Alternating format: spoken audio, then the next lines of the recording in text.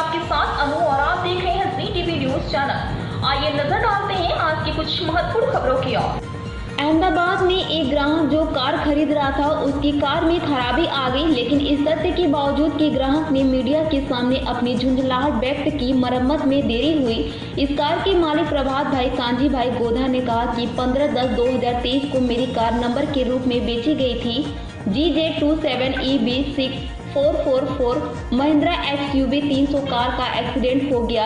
उसके बाद मेरी कार को मरम्मत के लिए शिव सेल्स कॉर्पोरेशन पालनपुर में रखा गया था। काफी परेशानी के बाद 12/1/2024 को मेरी कार की मरम्मत की गई। हालांकि जब कार मेरे पास आई तो इंजन ने शोर मचा दिया, टायरों से आवाज आ रही थी, इसलिए मैंने वसराल में अधिकृत Mahindra workshop Mahalakshmi auto care में इसकी जाँच कराई। मुझे पता चला कि इंजन और टायरों में आवाज आ रही है, इसलिए मैंने 2 दिन बाद कार को मरम्मत के लिए महालक्ष्मी ऑटो केयर में रखने के लिए कहा। बाद में कल दिनांक 16/1/2024 को मैं कार लेकर सुरेंद्र नगर चला गया। वहां से लौटते समय मेरी कार खराब हो गई।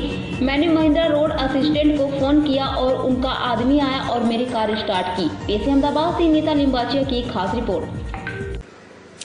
मारू नाम प्रताप गोदा है અને આ મારી XUV કાર છે, XUV 300।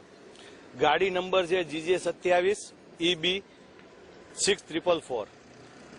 મેં ઓક્ટોબર 2022માં પંજાબ મોટર્સમાંથી આ કાર પરચેસ કરી હતી અને 10 મહિના પછી ધાનેરા એક કામથી જતો હતો અને પાલનપુર ડીસા હાઈવે ઉપર વચ્ચે ચંડીસર ગામ આવે છે, ત્યાં મારી કારનું એક્સિડન્ટ થયું હતું રાતે 11 વાગે અને મહિન્દ્રા કંપનીમાં કોલ કરેલો અને મહિન્દ્રા કંપની વાળાએ મને પાલનપુર શિવમ સેલ્સ કોર્પોરેશનમાં મારી ગાડી એક્સિડન્ટ જોબ માટે મૂકવા માટે સજેસ્ટ કરેલ અને આ ગાડી મેં પાલનપુર શિવમ સેલ્સ કોર્પોરેશનમાં 16 તારીખે રાતે 11 વાગે એક્સિડન્ટ થયું હતું, 15-16 તારીખે ત્યાં મૂકી હતી।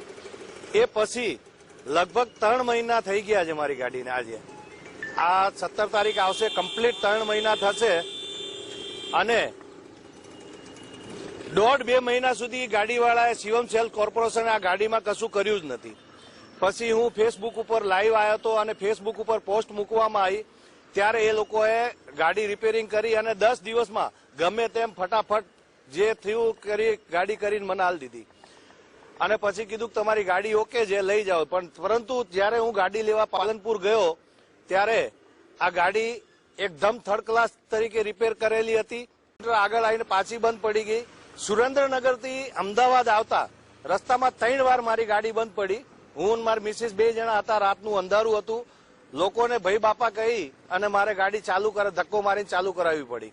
જેમ તેમ કરી અને ઘરે પહોંચ્યો અને સવારે મેં પાછી કમ્પ્લેન કરી રૂપેશભાઈને કે ભાઈ મારે આ ગાડી ચાલુ થતી નથી, એટલે તમે યા તો આ ગાડી લઈ જાઓ અને મને બીજી ગાડી આપો, જ્યાં સુધી મારી ગાડી કમ્પ્લીટ થઈ ના આવે ત્યાં સુધી મને બીજી ગાડી આપો। તો રૂપેશભાઈએ એવું કીધું કે મારી પાસે અત્યારે કોઈ ગાડી અવેલેબલ નથી, એટલે હું મારી ટીમ મોકલું છું, તમારી ગાડી જેમ થાય એમ રિપેરિંગ કરાવી દઉં છું।